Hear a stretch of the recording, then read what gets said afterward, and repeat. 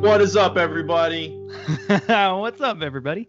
We're doing a low-key podcast this time around. It's just me and Robby today. Welcome to the first two-person podcast since the last half an hour of Deep Sheep 12.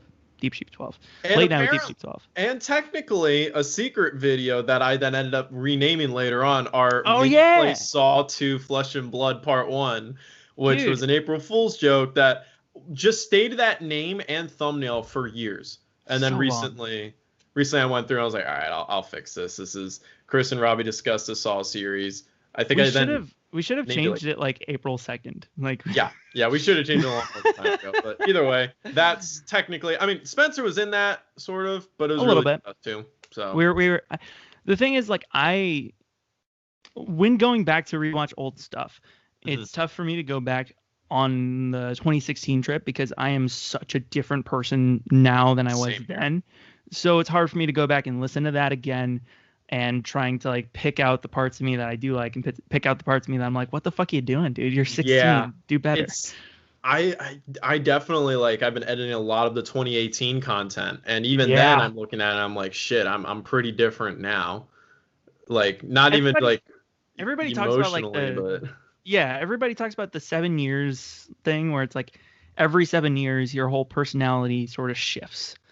And I feel like that's sort of kind of true to an extent, because I feel like from 14 to 21 now, I have been learning so much about myself, because from 14, that was peak season, or peak Deep Sheep. We were doing a lot of stuff 2014, 2013 to 2015. That was around the time where we were doing post season 1, pulling out some newer stuff, trying out new things before we really dug our heads into season 2. From that point up until next April, that'll be the window that everybody considers every 7 years you change as a person. Now, is that this? Is it a 7 year beep, beep, or is it if you take 1 year, fast forward 7 years from then, you're completely different? It just kind of. Well, it's I'm 3, so I can look at 20 or. Fuck math, 16-year-old me. And then at the same time, if I compare 22-year-old me to 15-year-old me, it's the same rule applies. Yeah, I feel it's more so that because I think they just only do that hard 7 from 14 to 20, the multiples of 7, because it just, it's a little bit prettier. But yeah, no, thinking about all the things that were said back then to where the things that are said now, way, way different. And we're way different people. And I'm kind of excited to see what's moving forward, especially with trying out new content, doing all these podcasts more. This is so much fun. I love this. Trying out new things with everybody. Hopefully this 2-person podcast is lit. Hopefully you guys like it, because I have a really good idea of something to do with just 2 people per podcast every now and again. So let me know if you want to see more of this. Hopefully there's a lot less interrupting than our normal podcasts. Honestly, I think it will. I think there will be, because I don't know how the viewers feel about it, but man, it is so annoying. Well, yeah, I mean, because editing the podcast, it's very clear which of us in the group interrupts the most. And if I can rank it, Camden is first place for interrupting. Second place. He's getting better, though. Well, yeah, I mean, definitely if you compare years ago, all of us interrupted. But definitely Camden's worse at interrupting than Connor. I've been trying to get better. I think I'm in the middle. I sometimes interrupt, sometimes I don't. Usually what I'll do is I'll go edit just so that it's clear, I would like to speak next. And then the lovely part of this thing is I can lift it up and put it to my mouth, and then if someone's gonna do it again, I put it back down. It's a physical tell. On 29 a couple of weeks ago, or whenever that was posted, and Camden was clearly Robby's been trying to talk, you guys. Yeah. And then you and Spencer have never been bad at interrupting. You two are usually the ones that are I would like to speak, please. Maybe that's a tell of, West Coast versus East Coast. Yes, because I've definitely gotten better because of the geographical location in which I live. Well, I mean, not so much the geographical location, but maybe the people that are around you. The people that are around you. Well, New York City is known as a city where everyone's moving really quickly and they don't give a fuck, and people get out of my way. And if you hit me with your car, I don't care. I'm walking on the street. I'm getting somewhere. I'm walking here. Bro, if I get hit by a car in Seattle, I'm just sorry, man, I should have been walking here. That's on me. Now, is that you or is that Seattle people? That's everybody. That's everybody. Well, I mean, really, it's a different vibe because like still it's like a metropolitan city, so people are like on the move. They're ready to go. They're trying to get from point A to point Z in one day. But they're a whole lot more considerate from what I've experienced. I feel like New York. People, you get hit by a car, people are like, what the fuck, you piece of shit, whatever, get the fuck out of here, we're moving. Like if they'll see a dead body and just keep moving. LA, you tap them once and they're like, I'm suing the shit out of you, that was sexual assault. Like that's my comparison of the cities. Anywho, this is all nothing of what we're doing here. We're talking about horror movies today. Hell yeah, man.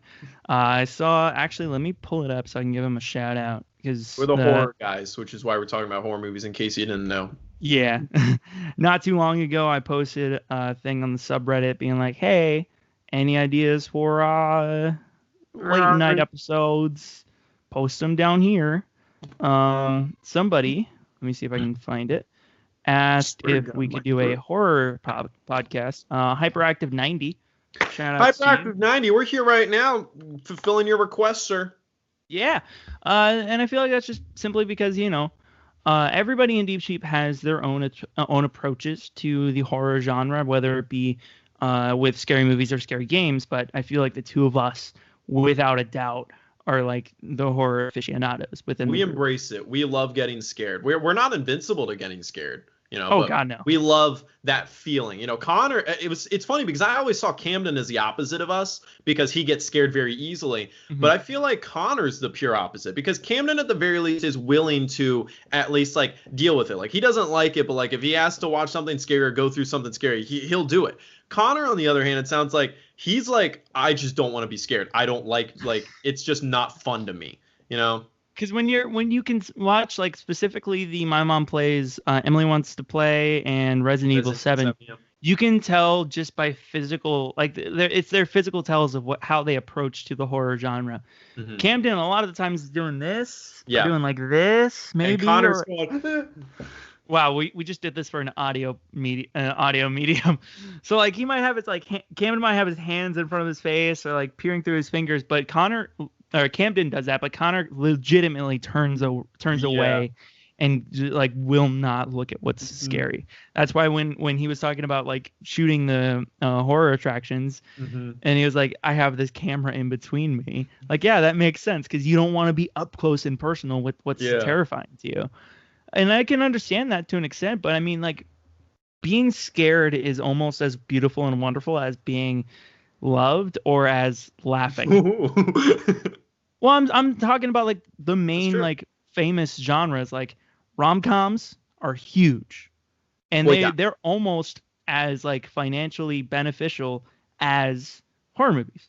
Mm-hmm. Strictly through like history, they're like rom-coms have been a staple for a lot of like no-name stories with like put in this famous actor and like get in a few new people and then try out this new story and see where it goes. So something sort of similar happens within the horror genre. A lot of things like John Carpenter's The Halloween kind of kickstarted Jamie Lee Curtis's career. Mm-hmm. Yep.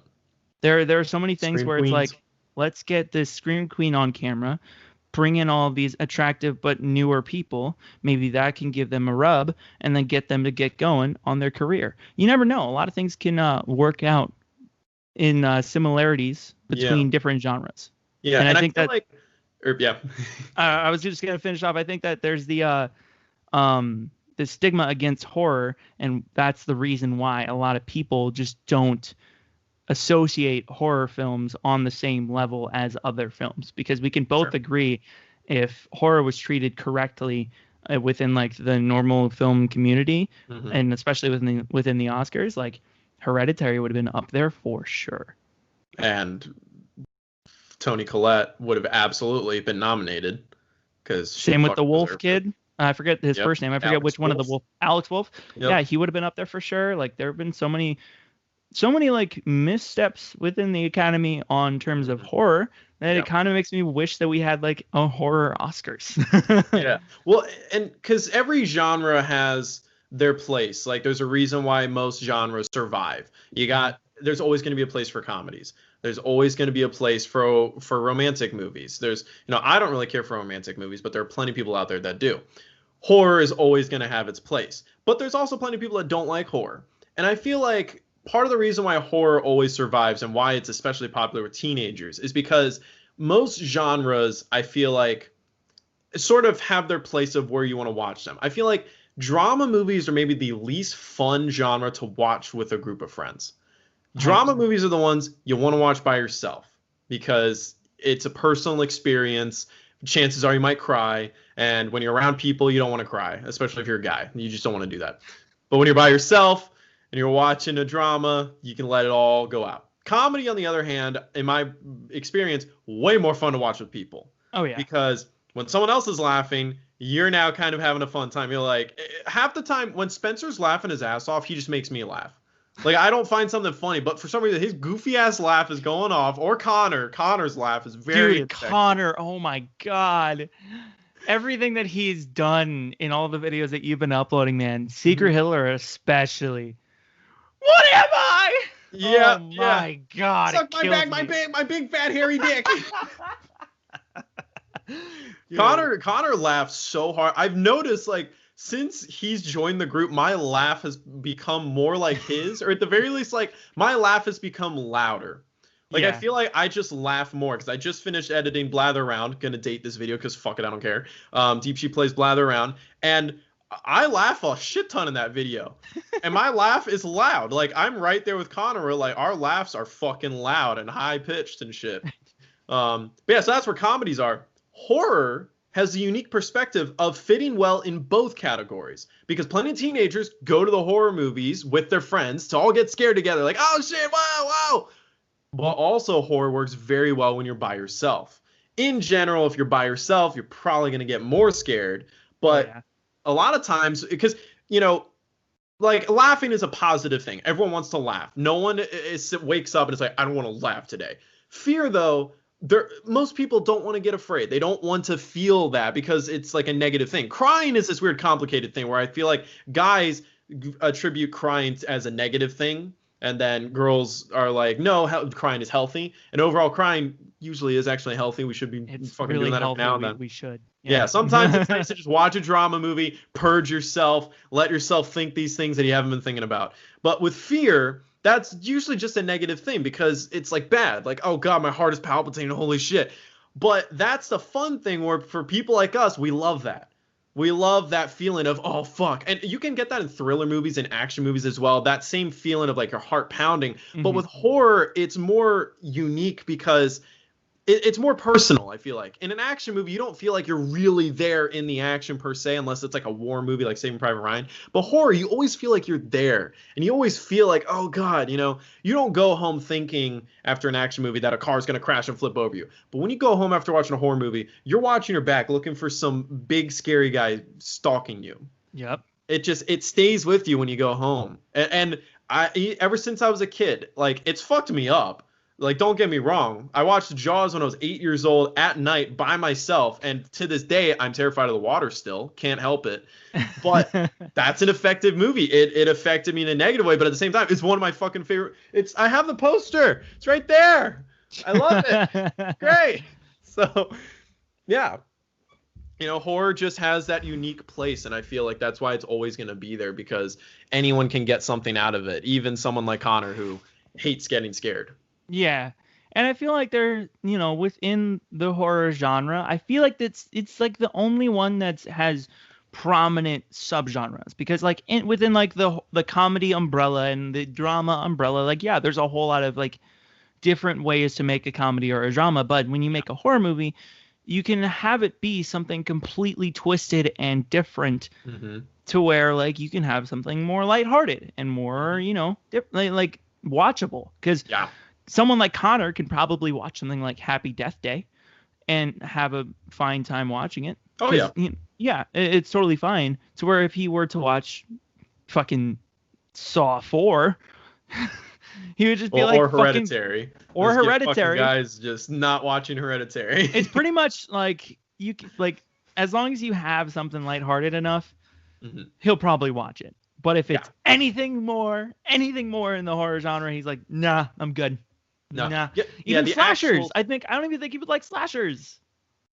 It's interesting because most slashers really aren't that scary, especially the older ones. They're kind of just cheesy now, you know. Except for the original Nightmare. The original Nightmare on Elm Street.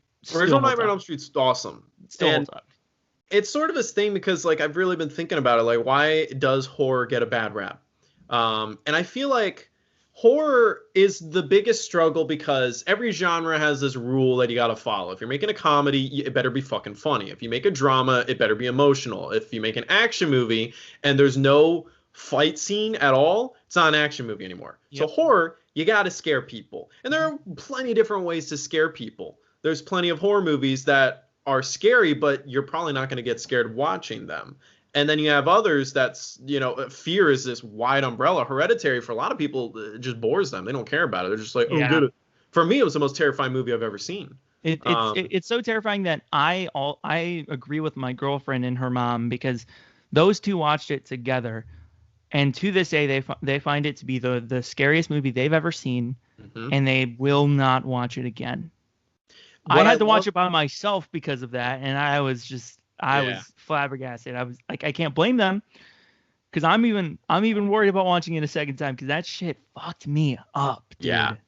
Hereditary's so good because it's not trying to really scare you. It's just trying to tell a story. And I think this is a lesson that a lot of horror movies don't do and why horror kind of gets a bad rap sometimes and why there's so many bad horror movies. Because I feel like horror was the really big genre that started that idea of blockbuster sequel after sequel after sequel. It's super easy because horror is really easy to make and always has an audience and is easy to make money off of. And so once slasher movies were a big thing in the 80s, every fucking movie and your mother had a sequel everywhere. And it was just like, holy shit, this is exhausting. And pretty much all of them sucked. And it's because all they really just did was follow the gimmick of kill this person. It's scary, right? But it's not scary anymore. It's just funny because you've seen it before. But horror movies lately have been trying to blend genres. I feel like comedy has done this for a while where you can go to the movies and watch a comedy movie, but the really good comedy movies are the ones that also move you in some way. Where you're like, damn, I feel like I got something out of that. Horror doesn't do that a whole lot. How many times can you watch a horror movie and when you end it, you go, shit, I actually got something out of that? You know? Mm-hmm. I feel like that's why Get Out was really popular when it came out because it was a horror movie, but it had way more to it. And by the end of it, you got more than just, ooh, that was scary. You know, you got a lot of different things on society and racism and just a lot of cool things that haven't really been discussed too much in horror movies except Candyman. Candyman's the only other one I can think of that was really big on like race relations. Mm-hmm. But yeah, Hereditary was really big because it's just about like loss and regret and death and what's the word? Coping. Yeah. Oh yeah.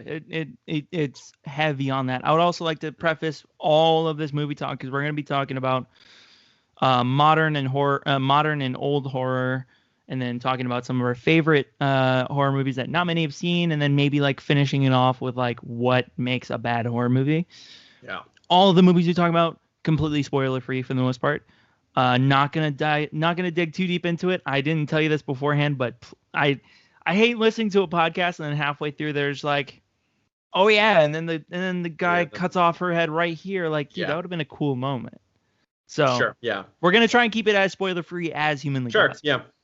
If there's like a specific moment that I need to talk about, then I'll just say, hey, spoilers ahead, because nothing pisses me off more than getting some spoiled for me. Mm-hmm. Especially in the horror genre, because there's so many like when I know what's coming, it like kills the entire vibe, honestly. It's all about the anticipation. The fear is fear of the unknown. So if you know what's going to happen, you're not really afraid anymore. You're more of afraid for the loud noise to happen because it's going to fucking happen. Yeah. I think when it comes to modern versus old horror, what would we pick as like the movies to like kind of characterize the generation? Because I feel like for modern, it's without a doubt Hereditary. There are a lot more of like the epic horrors, the bigger stories being told through that facet. It's so difficult to pick like if I could pick one movie to represent modern, because Hereditary is the quintessential, if anything, artsy horror movie, because those have really blown up recently with A24. A lot of them coming out. It Follows. Midsummer. It Comes at Night. Mm-hmm. Just there's been a good amount of those coming out lately. And then you have more of the mainstream ones like The Purge and to a certain extent Saw. It's a little earlier, but Saw is another big one. Happy Death Day. You have a lot of those modern horror movies that are like popular, and I don't think they suck necessarily. They're like fun gimmicky movies, sort of. Yeah. Saw is different, at least the first Saw. Saw is its own special thing.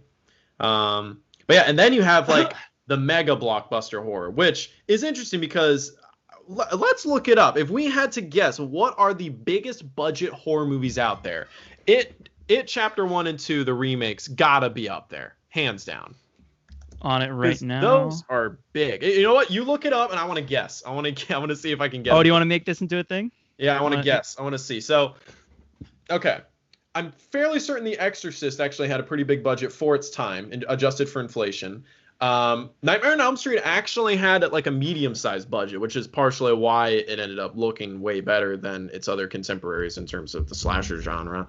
What other? Okay, so I have a list that I will probably throw in the description, linked for the 20 most expensive horror movies ever produced. Is this adjusted for inflation as well? Yes. It both has a budget adjusted and nominal, which I believe is like what it was when they made it. Gotcha. Okay. Do you want to just turn the whole podcast into this? I'm so down. Let's just play around. We'll see what happens. Yeah, okay. Do it. All right. So It Chapter 1. Where is that? It's got to be in there. Looking. No way.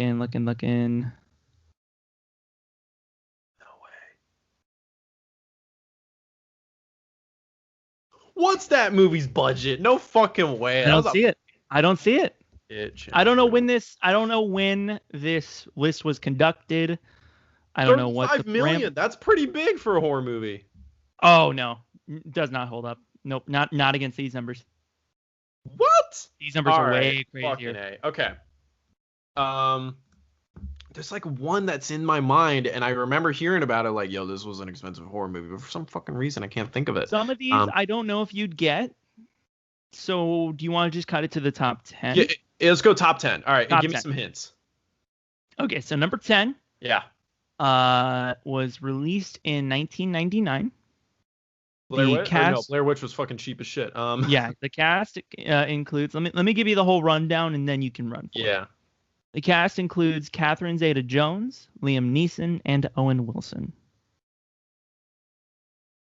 The fuck? I have not seen Owen Wilson in a horror movie ever. The only horror movie with Liam Neeson I can think of is The Grey, but that was not 1999. It also says here that critically bombed in receiving just 17% positive reviews on Rotten Tomatoes. And that does not help me at all. What is it? It is The Haunting. Budget nominal, $80 million. Budget adjusted for 2020, $136 million. I'm curious how many of these don't make their money back. Oh, I'm sure a lot of them do. Yeah. I'm sure a lot of them or don't rather. Yeah, a lot of these, because a lot of these are like movies that I couldn't tell you I've seen. I've heard of that movie, never seen it, never knew anything about it. Except for the top three, they're pretty. The top three are pretty big, out there. Okay. So number 9. Ooh, Aliens got to be up there now that I think about it. Number 9 came out in 2012. And it stars Michael Fassbender. That's all I'm giving you. Fuck, I'm so stupid right now. I feel like I'm playing Blather Around again. Because I know he was in fucking. Oh boy. He's in every movie, man. He is. I feel so bad for him because he's such an amazing actor, and most of his movies suck. Yeah, he has not missed a project in years. I think this is going to be the first year that he's missed. Oh, Prometheus. Yeah, it is. Prometheus. Nominal $130 million, adjusted $141 million. I knew I couldn't give you Ridley Scott because that would have been obvious. Yeah. And I just said Alien, so is Alien on the list? On this 20, no. Wow. Okay. Yeah, which surprises me, honestly. But again, you got to think about like the fact that that was made in the 70s. Nobody really knew of Ridley Scott, so we kind of had to make that on a semi-cheap budget, especially compared to these numbers. That's fair. He didn't have near. It's always the interesting thing because Prometheus, sort of pseudo remake in a way, has huge fucking budget, but like was very split, and most people agree is not that great of a movie. And then meanwhile, Alien universally loved, and it's like it's interesting how studios think if we throw a bigger budget, it'll equal a better movie. And for horror especially, very often it's what you're limited is what ends up making your movie so special. I'm sure low budget, shit, we need our movie to just take place on a spaceship the whole time. Next thing you know, it is the quintessential stuck in a single space horror movie there really is. Yeah. Or Jaws, you know, really introduce the idea of the monster, you don't see it, and it makes it scarier. Stuff like that. What I'm noticing with the trend with these movies is that the description, if it's a negative description, it has an A-list cast with an expensive budget, but it doesn't make its money back. A-list actors take away from me in horror movies. Because I can tell you this right now. I can tell you this right now. Number 8, I have not seen nor have I ever heard of, and it came out in 1998. It has an A-list cast, and apparently it has a really hefty budget for the time, especially for a horror movie. I probably don't know what it is then. It's called Sphere. I've never heard of that in my life. Yep. I don't even know the A-list cast. Let's look at the A-list cast that they're talking about. I just realized I'm pretty sure I Am Legend's got to be in that top 20 somewhere. Wow. Dustin Hoffman, Samuel L. Jackson, Sharon Stone, Liev Schreiber. Yeah, Queen Latifah. Why not? That's insane. Is I Am Legend in the top 20? I'm not going to say anything. Oh, that means yes. Yeah, it is. Apparently, it was made at the time for $80 million and adjusted $148 million. It's insane to think about a number like that being thrown at a horror movie now. Like, honestly, now, like, if we look at something like It Follows, I am pretty sure that the budget is nowhere near that. I'd be surprised $2 million. I was going to say, if it's even $10 million, that's shocking. It's crazy, and especially knowing like a lot of people. I know how you feel about it, but a lot of people really like all of these horror movies coming out. And personally, it's weird. I either love it or I hate it. It's weird because It Follows. I'm not a fan of that one. I feel like that one's overrated. Have you seen Sinister? Hereditary. Huh? Have you seen Sinister? Came out in 2012. Yeah, that one was made for $3 million. The buyback was $87.7 million. That's insane. It just shows as long as you have a good story in a horror franchise, you'll be fine. Number 7, also another one that I haven't seen. Do we want to just, if I'm pretty sure you haven't seen it, just call it? Just give me quick hints. I'll let you know if I give up. All right. Came out in the year 2000. Really known for its visual effects, and not really known for the cast or the quality. Visual effects. The only 2000 movie I can think of was Final Destination, but you've definitely seen that. Yeah, I don't know. The Hollow Man. Made for $95 million, adjusted $152 million. Why was so much money sunk into that? That's bad. If you sunk so much money into your movie and like I've never fucking heard of it, then it's like, all right. Number 6, another movie from the year 2000. Not Final Destination. Not Final Destination. It stars Harrison Ford and Michelle Pfeiffer. Fuck. Oh, what was he doing in 2000? You got The Fugitive, you got Air Force One, you got The Witness. What else was Harrison Ford doing around that time? Oh, what was he doing? What was Michelle Pfeiffer doing? She was Catwoman, 92 or 93? Yeah, 92. Yeah. And then she was like, all right, I'm done. I don't know. What Lies Beneath? Bro, I ain't know any of this shit. I feel bad. Apparently, like, this is really shitting on our reputation. But to be fair, this is all from a generation of horror that I don't really know too much of. Like, late 90s, early 2000s. Basically from, like, the release of Scream to the release of Saw, I don't really know much about horror around that time. Yeah, I'm trying to think horror movies between then and Saw, Final Destinations, Blair Witch. Final Destination, which is like between, I think when it comes to horror movies that change the genre, Scream and Saw are like the two pillars, and in between there, it's like you can't really find much other than a blip. Like Blair Witch is tricky because Blair Witch started a trend that then didn't actually become a trend until Paranormal Activity. Well, I remember, this might be a little bit of a shout out. I listen to the Dead Meat podcast quite a bit. I love the Dead Meat channel. They're all about horror. Yeah, he's awesome. Early on, like I believe episode 9 or 10 of their podcast, they talk about all the movies that fully changed the horror genre. And Chelsea had a great note in it of why to include Blair Witch, and Blair Witch was included because of the advertising of a horror movie. Because when it came out, it wasn't advertised as a film. It was advertised as like a snuff film. It was like something that actually happened. IMDb, the actors were presumed dead. All these sorts of things that went to make this go down the rabbit hole of Web 1.0 up until you watch the movie and you're just in awe the entire time.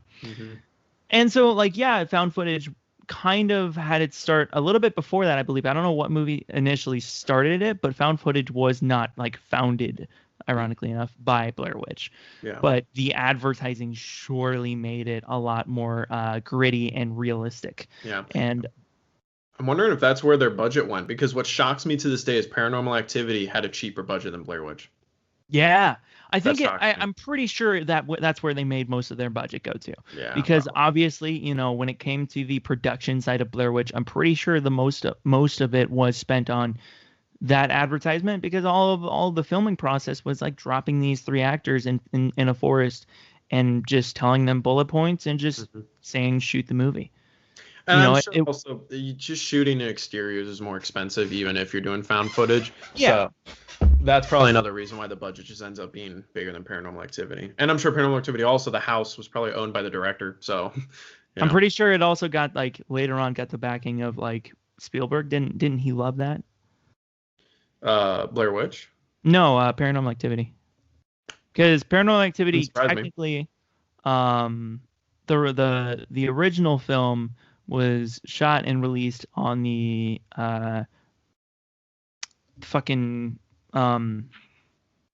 the short film circuit for years. Yeah, it was like, you need to order this movie to appear in your theater. Yeah, it launched in 2007, and that's how Spielberg, I believe it's Spielberg, don't quote me if I'm wrong because I'm not too certain, but I'm pretty sure it's Spielberg got his eyes on it and was like, this can be big. And then it blew up, and then it came out in 2009. And I don't remember if it was Paranormal Activity 1 or Paranormal Activity 2, which one that came out alongside Saw 6.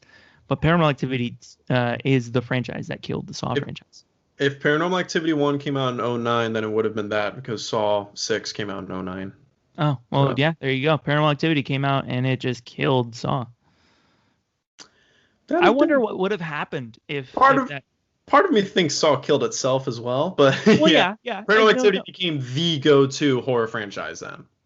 Yeah, and then it brought back, like, the whole ghost vibe, but we're not here to talk about that. We're here to talk money. Let's bring it back onto the tracks. Number 5. Number 5 came out in 2010. Is it a remake? It is a remake of a 1941 film that won the Oscar for Best Makeup. And it also stars, I believe, it doesn't say for sure, but that picture shows Anthony Hopkins. 1941 horror movie? Fucking, you got The Wolfman, which, no way there was a remake of that in 2010. Shit in my soup. What?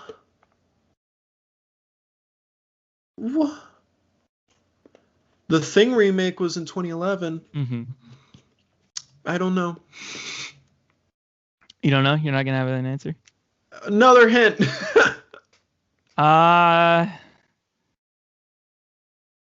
It debuted in second place behind Valentine's Day and grossing just $140 million worldwide. Didn't make a whole lot of money. No? No. Should have gone with your gut. It's The Wolfman.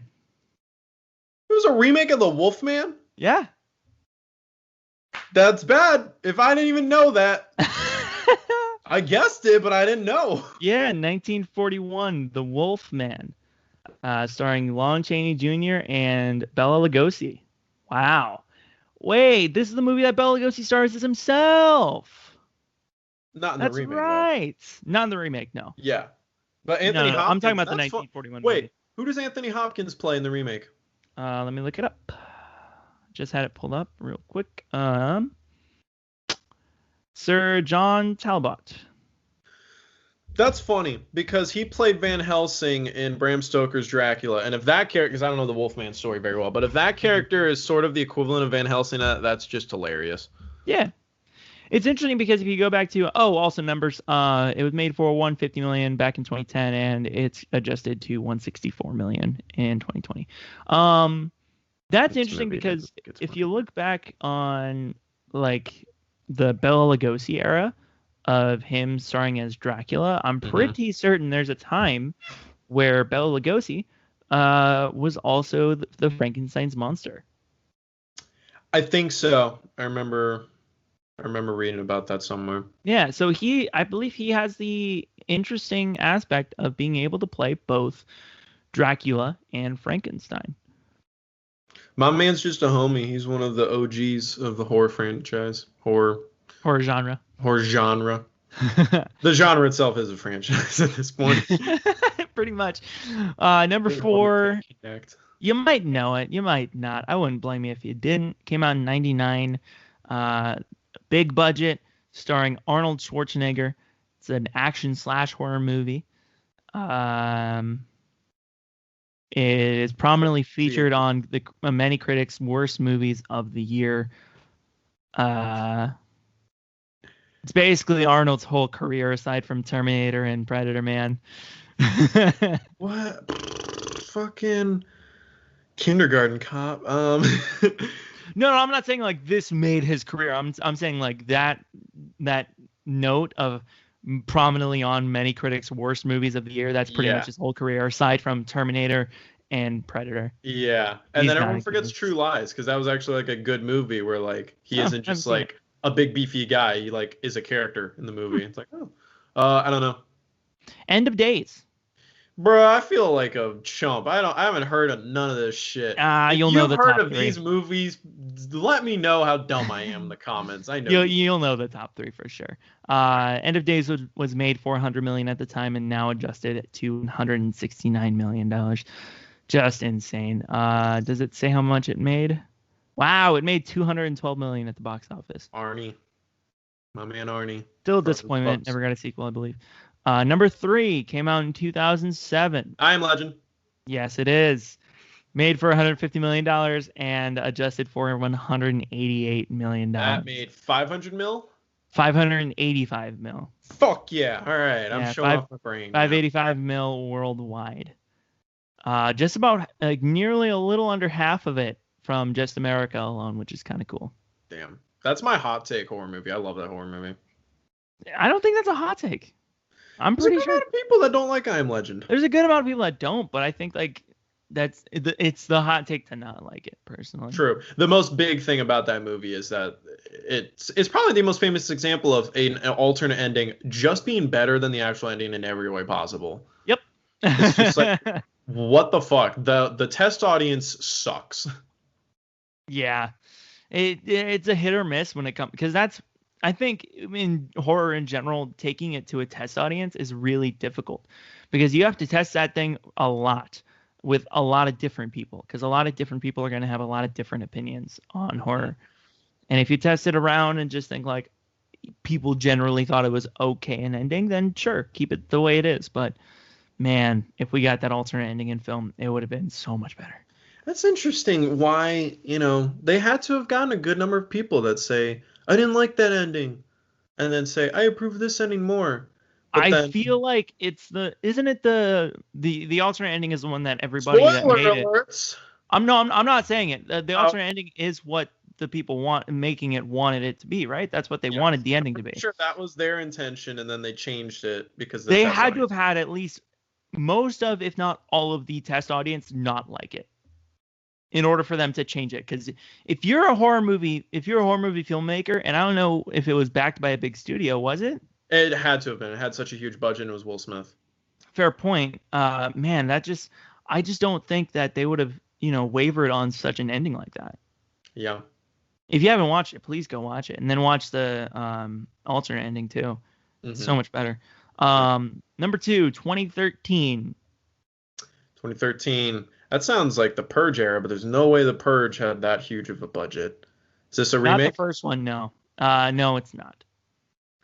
2013 horror movie with a huge ass budget. Already past Prometheus. I'll just type in horror movies and see what comes up. You're gonna see it immediately. Give me some hints. Brad Pitt. Okay, I haven't. Wait, Brad Pitt. Wow, really? Zombies?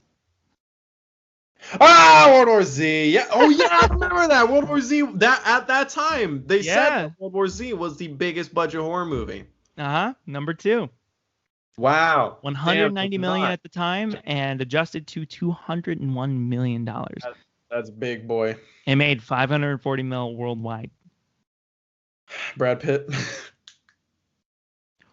I don't know if this is still true. There's no way this is still true. But this website is saying that the 540 mil worldwide box office intake makes it Brad Pitt's highest grossing film. Wow, that's crazy. Yeah, I can believe it. He's just such a big star. I thought he would have been in something else, Well, that's the interesting thing because not many times I feel like a huge budget movie happens to also be like that big famous person's, movie. Mm-hmm. Like big movie stars don't usually they're not the reason a big movie blows up. One of the few exceptions is Leonardo DiCaprio. He's been in several movies that happen to have made a shitload of fucking money, Inception and Titanic. Yet, like, he's known as like a legendary actor as well. But like Brad Pitt, yeah, I don't think, unless you're dragged into a Marvel movie, not many, big stars end up in movies that are making a shitload of money. Yeah, which I believe he is now. He's getting pulled into something. Brad Pitt? I think so. I think he's getting into Marvel. No, it's Angelina Jolie. She's in the Eternals. All right. They're going to get everyone. They almost got Leo. Leo almost played Joker, and then he said no. Oh, they're getting everybody. I mean, The Rock is going to be Black Adam for the DC Extended Universe. Fucking so many talks about Angelina Jolie's coming in. Kit Harington is now in. I want to check because I'm fairly certain. A fun fact about Leo that I love is for big movie stars, I'm fairly certain he has never been in a sequel of anything. All of the movies that he has done have been a single one hit movie, one thing. There's never been a sequel that he's been in. Pretty sure that's true.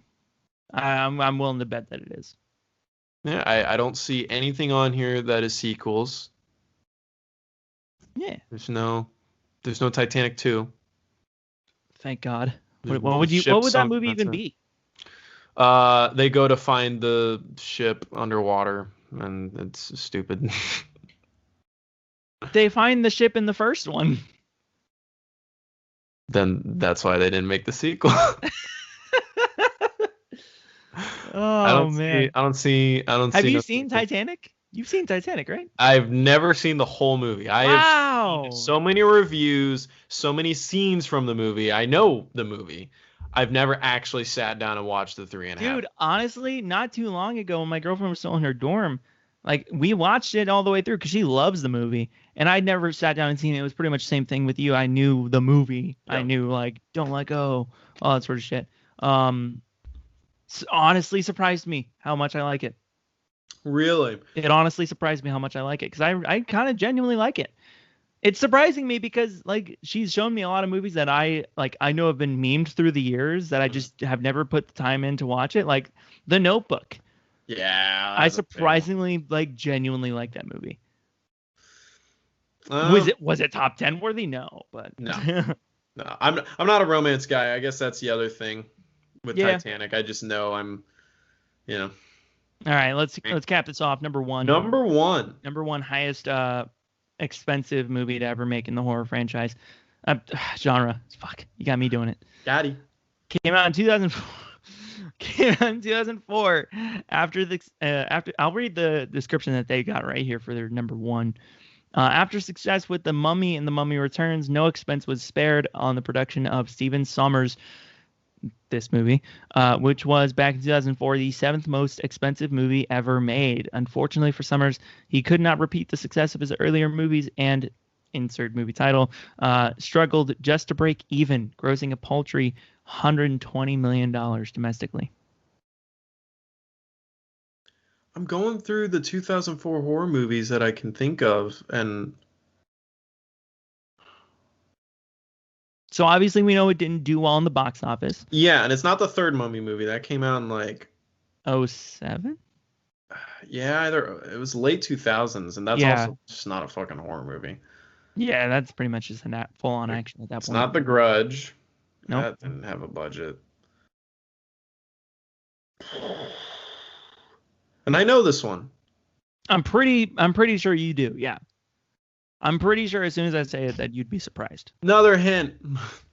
Let me look up the cast. Type in horror movies and seeing what shows up. Here we go. Starring all these are recent horror movies. Hugh Jackman, Kate Beckinsale, Josie Marin, Richard Roxburgh, Elena Anaya. Any other surprising? Will Kemp. Bro, I'm so dumb. Do you want me to tell you? Yeah. Van Helsing. Fuck! I like that movie. I knew that one too. Damn it. I knew that. I knew it. I'm so stupid. I knew it was made by the Mummy guy. I knew Hugh Jackman. Ah, man. It's the thing is, when I think about the movie, I don't think of it as a horror movie. Yeah. It is not. Yeah. It's not really a horror movie, and that's probably one of the reasons it didn't make money. But wow, that is the most expensive horror movie. Yeah, it was made for at the time $160 million, but adjusted it is $222 million. It does not look like it. Like World War Z, all right, that looks like a big budget horror movie. Prometheus looks like a big budget one. Van Helsing, that's more of a medium budget one. Yeah, yeah. We want to run through some of the other 10 that we didn't really hit on. I'm just going to give you the movie and just give me a number that you think it's made for. Gremlins 2, 1990. Gremlins 2. Well, so all the other ones above it were 100 million adjusted for inflation, right? Just about, yeah. Gremlins 2, that sounds like a 70 mil right there. 50 mil. Never mind, 50 mil. I'm not going to get any of this shit right. Unless it's a movie that I know. Signs, 2002. What movie? Signs. Signs? I don't know that movie very well. 60 mil. 72 mil. Fuck. This is not adjusted, by the way. This is the nominal budget that they made it for. Wow. Adjusted, both of these are over 100 mil. Let's get another one. Alien Resurrection, 1997. Okay, that one's gonna be. I'm gonna say 80. 70. I should just say 70 from now on. You're getting close. You're getting close. Oh, I should also say. I should also have told you. This is like going up. So Gremlins was like. Oh, you said it was just gonna be random. Yeah, no. I'm scrolling. Well, because some of these like. I'm skipping over the ones that I'm pretty sure you haven't heard of. That's the thing. I'm picking out the ones that I'm pretty sure you've heard of from the bottom to the top. Okay. So yeah, the next one is above Alien Resurrection, but it was made for 70, adjusted 131 mil. Next up, Hannibal from 2001. Why is that such a big budget fucking thing? I don't know, man. I mean, it's the sequel. It's the sequel to Silence of the Lambs. So you got to think. I'm feeling 77 mil right there. 87. Why? Oh, so close. Why? And I mean, yeah, that's all the other ones that I feel like you know. The next one on top of that one was Sleepy Hollow, 99 with Johnny Depp. Johnny Depp, yeah. I'm looking at his face, and for some reason the only name that came in my mind was Jack Sparrow. That's funny because when I see Jack Sparrow, I don't see Johnny Depp. I don't know why. I'm usually the same way. I'm never really like, oh, Jack Sparrow, yeah, know that guy. And then the number 20 on the list was Deep Blue Sea. Have you seen that one? No, I've seen a bunch of scenes from it though. It looks like it's mostly known for the scene where Samuel L. Jackson's just sitting there and like, yep. What the fuck? We're gonna seal off this wall. Yeah. Made for 60 mil, adjusted 102 mil. Wow. It's interesting to look at the numbers of how much horror movies cost to make, because usually like the classics, like the greats, are made for very, very cheap. Yep. And then they make a lot of money, and then they just run them to the ground. That's essentially the ebbs and flows of the horror movie, like making a horror movie.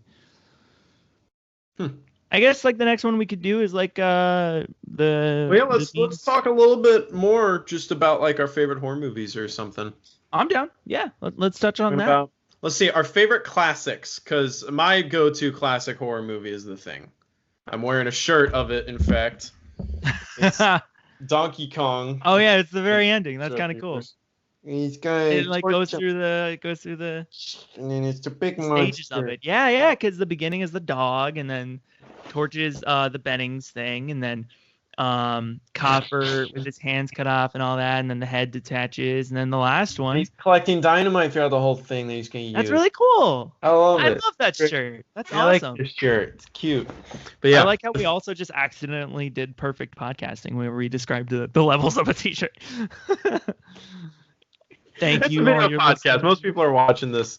Well, no, there's no way. That's interesting. I wonder how many of our viewers actually like watch our, these new video podcasts, especially. Like, I'm interested to see too. Or are they just listening to it? I'm also, I don't know if this is like after this podcast or, whatever, but I'm thinking about, pulling all the audio and pulling them up on Anchor, which can get it uploaded to like pretty much all of the streaming platforms like SoundCloud, Spotify, all that. So tell me whatever you guys want to listen to and I'll try and get it on there for you.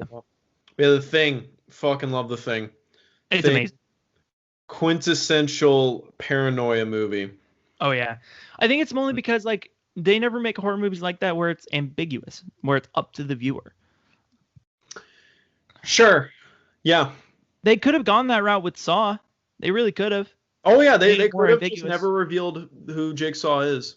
Yeah, I mean, certainly making that twist was the good thing to go about, but they took the route where they could run it into a story, which I appreciate, but they totally could have made it into its own and like living inside the paranoia and ambiguity of not knowing who's the killer. Yeah. That could have been a cool route. Yeah, because The Thing actually has one of my favorite I'm trying to think of in terms of open-ended endings to movies, because that's up there. Inception's number one. Inception's number one for those kinds of endings, but The Thing, trying to think of other ones, but The Thing. The thing is like the open ending. If you haven't seen it, go watch it. Skip like a couple of minutes ahead. I'll maybe like put it on the screen. But yeah, no, when you're at the end, and I believe it's Knowles and McCready. Or no, it's Childs. It's Childs. Childs, yeah. Not Knowles. Knowles walks off screen and gets killed. Yeah. Childs. I love the visual tell.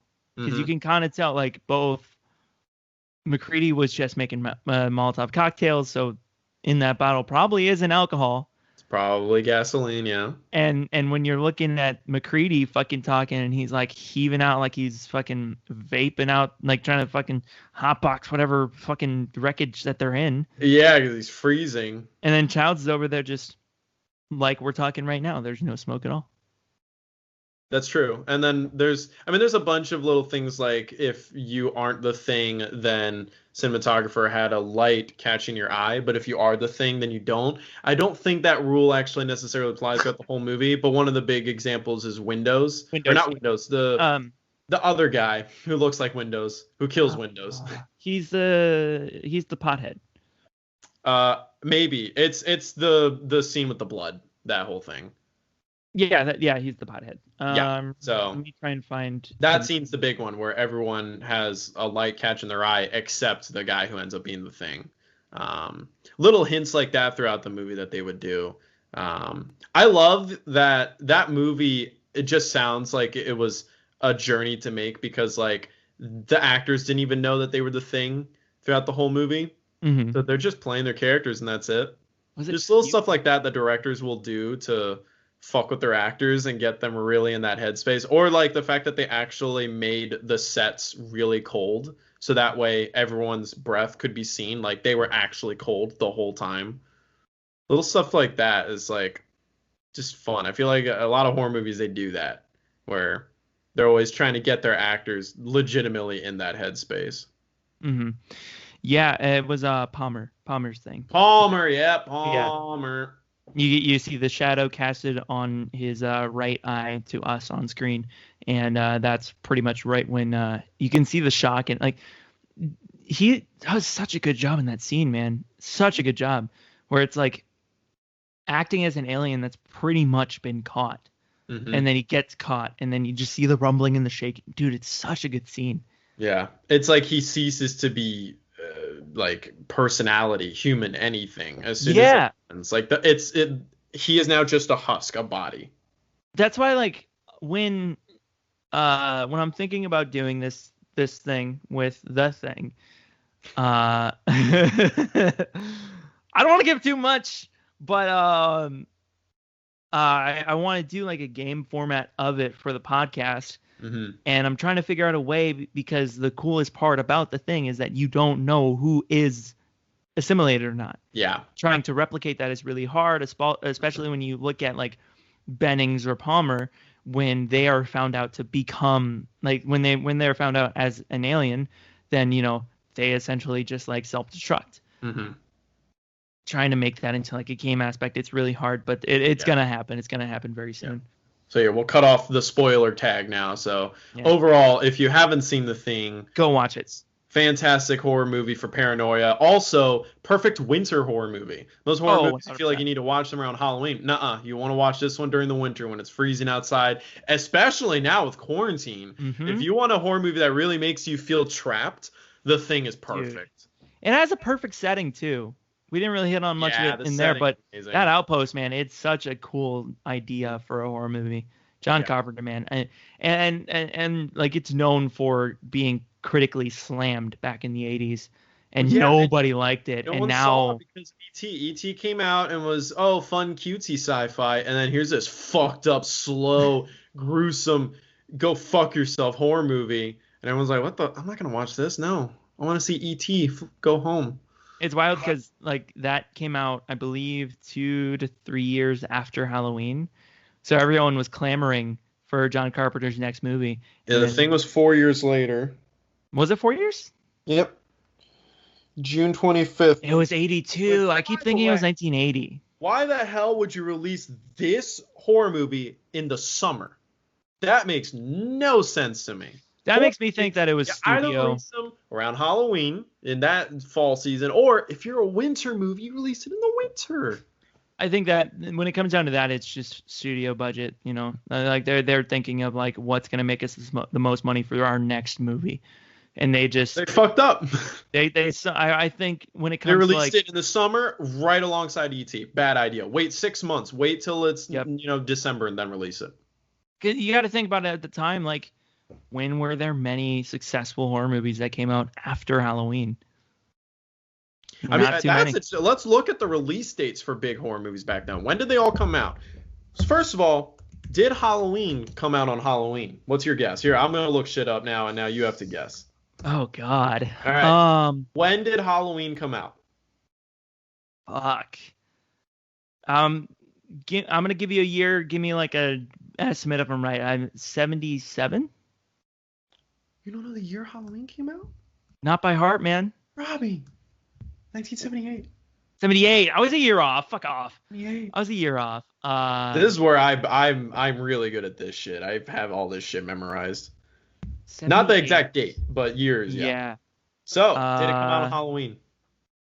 I'm gonna say a shot in the dark that it was probably released in like September. It was released in October. It was released October 25th. So you got almost a full week of people hyping it up and then saying, all right, I'll go see it on Halloween. That was a perfect release. Yeah, that good to them. I only really said that because like with the history moving forward of John Carpenter's movies, like you said, June for The Thing. I'm not sure if they gave him that much, you know, that much breathing room. I feel like they would have released it a month earlier and then let it span out and then probably pull it right after Halloween. I don't know. All right, Friday the 13th. When did this come out? Definitely May. I'm pretty sure it was a May movie. What year? 1980. You got it exactly correct. May 9th, 1980. Yep. What makes you think that actually is a horror movie that fits like beginning of summer? Yeah, because especially with around that time, Americanized, like the very first slasher that sort of skyrocketed was Halloween.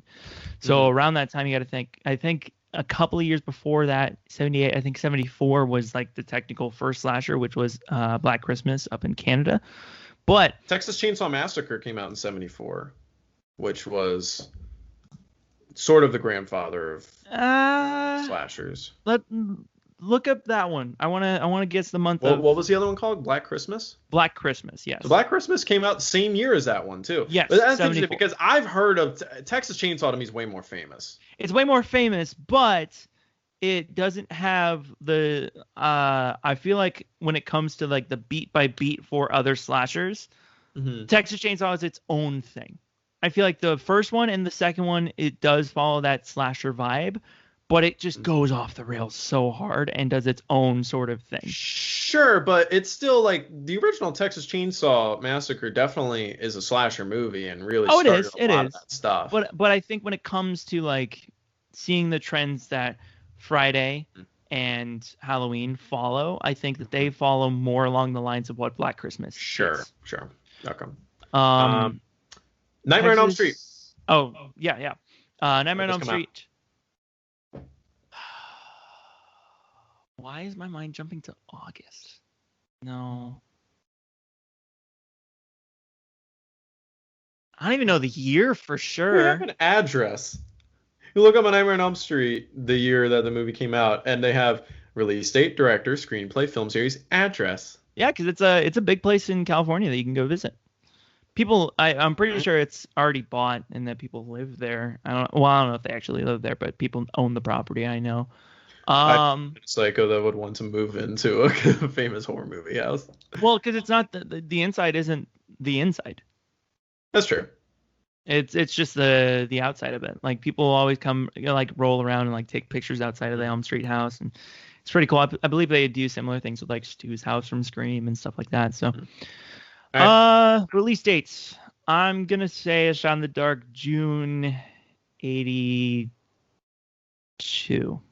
So it's 84. 84. It's November 16th. November. To me, November is the worst time to release a horror movie because it just screams you didn't release it in time.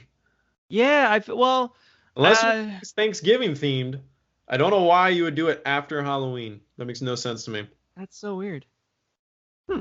All right, Scream. Oh, The Shining, the other famous winter horror movie that's about isolation and insanity.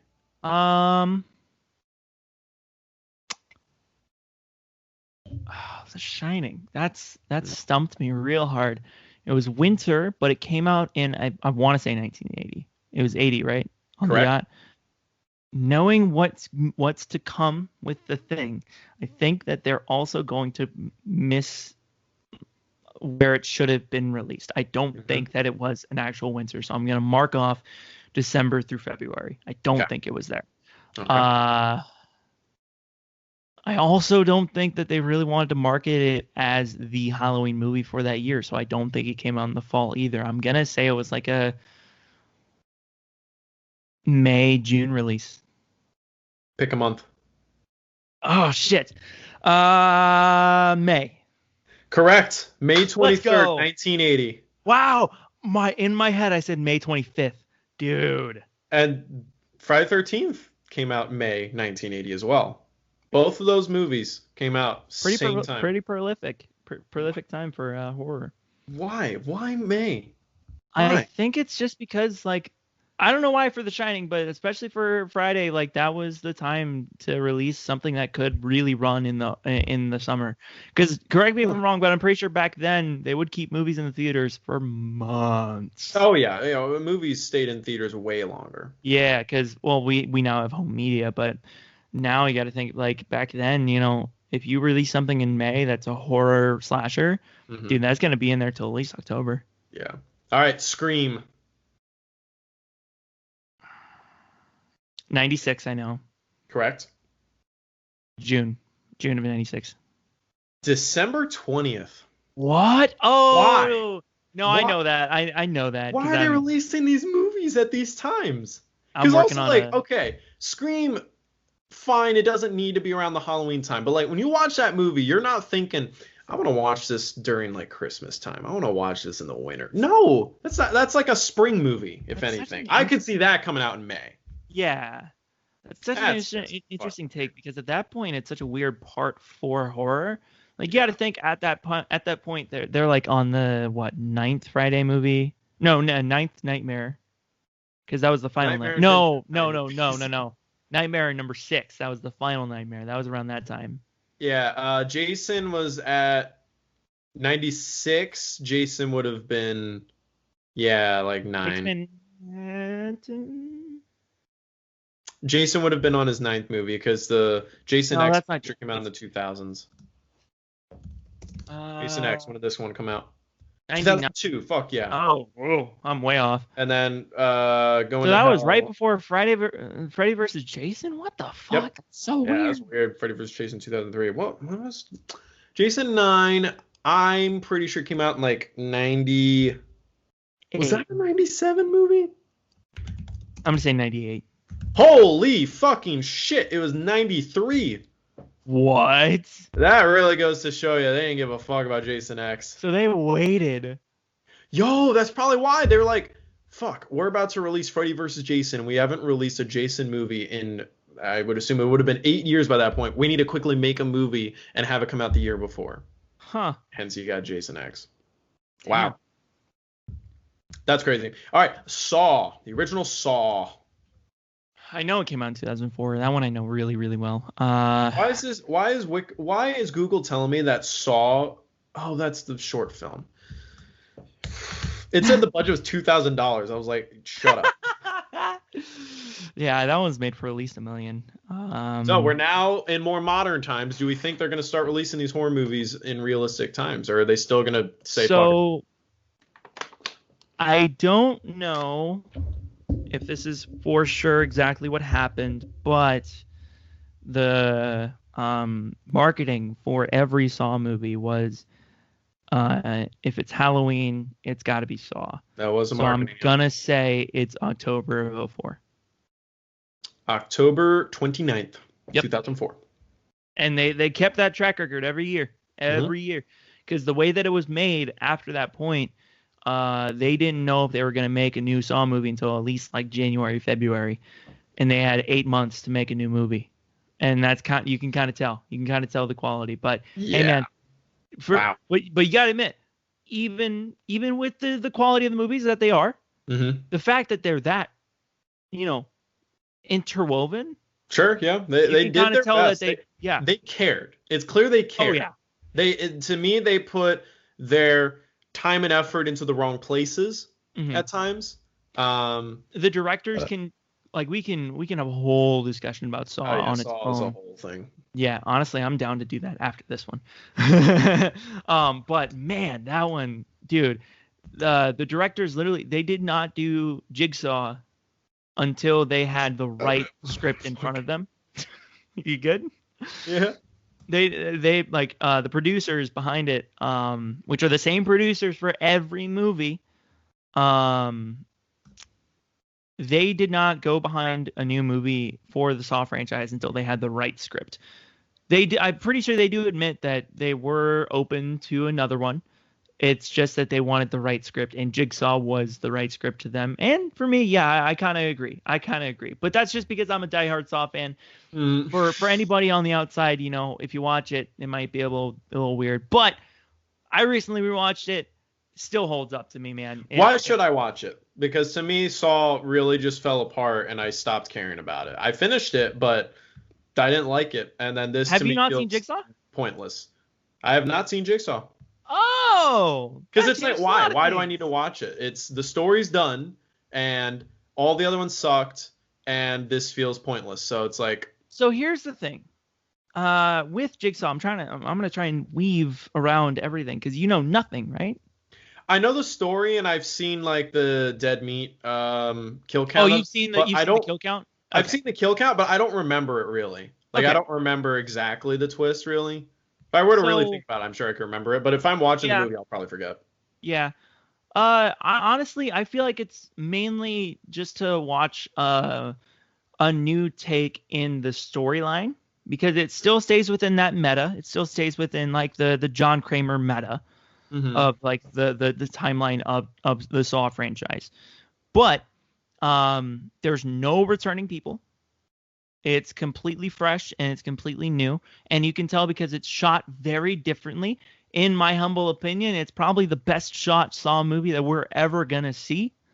Depends on how Spiral does because that has the backing of Chris Rock and Samuel Jackson. And it's funny because Spiral to me is one I'm interested in because it takes place in the Saw franchise, but it looks different. It just looks like a different movie. It looks very like I'm telling you, if you're interested on base how it looks, you got to watch Jigsaw. It looks so new and so different and has a different take on it. Well, okay, I guess looks meaning also like the story looks different, I guess. It's still so. Like I'm not gonna just get one person going through all these fucking traps. I mean, no, it's like I've seen it. You're not gonna get that. I'll watch it at some point. I'll let you know. You should watch it soon, man. You really should. Sometime you should watch it before Spiral. I'm telling you that. When's Spiral coming out? Did that get delayed again for COVID? I don't think it got delayed again. It was supposed to come out May this year, and I believe the push date was May 18th or 21st of 2021. Hopefully shit will be normal soon. All right, Paranormal Activity. This is the official USA release. So we're not talking the film festival circuit. No. So when did the big guys decide, all right, time for the world to see this? October 2009. October of 2009. Close. It was September 25th, 2009. Oh, okay. Which around this time is where it really became like, okay, September is definitely a month where a good amount of horror movies start coming out. Yeah, because September also has... I'm pretty sure Insidious came out then. Of 2009? Not 2009, it's 10. Oh. But I'm pretty certain it came out in September. Let's make a bet. Did it? I think so. It didn't. What the fuck? What? Hang on, that looks weird. Because it's saying 2011 as well. Fuck off. Okay. No, the TIFF release was September 14th, 2010. Then they decided to release it on April Fool's 2011. I love that. Why? All right, what's another horror movie? Let's see if we can guess. Big horror movie. The Purge? Yeah, let's go with The Purge. I feel like The Purge might have been a summer one. I'm pretty sure it was. I think The Purge has been a solid summer release for the horror I did it again. The horror genre for a couple of years now. Because I know the second one came out in June or July. That was the 4th of July one, basically. No. The second one was The Purge Anarchy. The 4th of July one was the third one, Election. Yeah, third one was Election. And that came out in 2016. Anarchy was 2014. Was that 2013? I believe it was 2013. 2013. All right, I'm gonna say June. I'm gonna say June. All right, we're committed. The Purge, 2013. Is it June? It is May 31st. Really close. Damn. Really close. All right, another horror movie. Midsummer. I fucking hope that came out in the summer. And that was 2018? 2018, yeah. 2018, yeah. No, oh shit, it was 2019. Fuck yeah, my it was 2019 because Hereditary was 2018. Month. I'm gonna go with June. I'm feeling May. Actually, for some reason, part of me is feeling August. Wait a minute. You know what? I'm saying August. I'm gonna say late June. July 3rd. Damn Hey, it! that- It was. Do you know why? Do you know why I said late June? Midsummer. I was gonna say late June, early July because my family, me, my sister, and my aunt and cousin, we had all gotten together and we wanted to go see a movie that night. And I was like, I really want to fucking see Spider-Man Far From Home. And they, for some reason, were the ones that were like, I want to go see this new horror movie, Midsummer. So That feels opposite. Yeah, they went to go see Midsummer while I went to go see Far From Home. And Far From Home was so fucking good, I wanted to go see it again. And then they were like, that was really weird and confusing, and I don't know how to feel, so I'm going to go home. And I was like, understandable. Yeah. Understandable. Yeah, that's Midsummer for you. Yeah. I think that's a good place to stop. We kind of went through the... it was a horror guessing game that we did. We did 2 guessing games right there. We did the budget, and release dates. the release dates, and in between we did some of our favorites and like horror through the years. So I hope this was fun for you to listen to or watch to, depending on how you watched it or consumed it, I would guess. Consume content. Yeah. If you want more horror podcasts like this, please let us know. I love talking about this kind of stuff. Mm-hmm. Actually, I'm working on a project right now for it. So, yeah. Keep your eyes. I might be on, so it'll just be more of this. Possibly. Honestly, I haven't even thought about a podcast format for that project, so this might just be what it is, what it becomes. So, anywho, cool. You might already know what it is by the point that this comes out, but yeah. Thanks for watching / listening. We'll see you in the next podcast. Maybe there'll be more of us. Maybe not. Who knows? Oh yeah, let us know if you like the 2-person format. That'd be nice to know. And if you hate it, then too bad. We'll probably have already filmed more by that point. Probably have, yeah. All right. See ya. Later.